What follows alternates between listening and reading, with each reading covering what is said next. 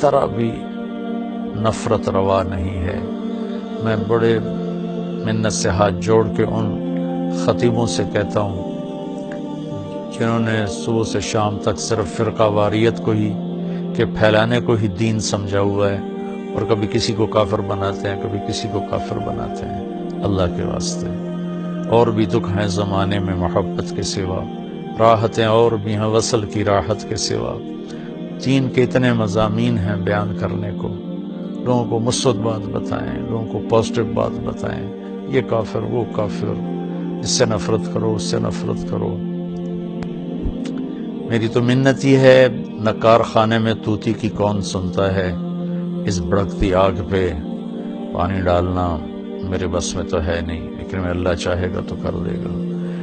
تو لیکن جو ہماری نوجوان نسل ہے ان سے تو میں ضرور کہوں گا کہ بچوں مسلمان بن کے چلو، امت بن کے چلو۔ تم کسی سے متاثر ہو، تم کسی عقیدے پر ہو، تم کسی نہج مسلک مذہب پر ہو، اس پہ باقی رہو، لیکن اوروں کو جگہ دو، اللہ کے واسطے جگہ دو۔ صرف ہم ہی مسلمان ہیں، باقی سب کافر ہیں۔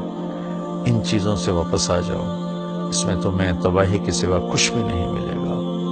میں نے دنیا پھری ہے، تاریخ پڑھی ہے، میں خون کے آنسو روتا ہوں جب مذہب کے نام پہ نفرت کی آگ کو بھڑکتا دیکھتا ہوں، سیاست کے نام پہ قتل و غارت دیکھتا ہوں، درد اٹھتا ہے، ایک بھوک سی دل میں اٹھتی ہے، ایک درد جگر میں ہوتا ہے۔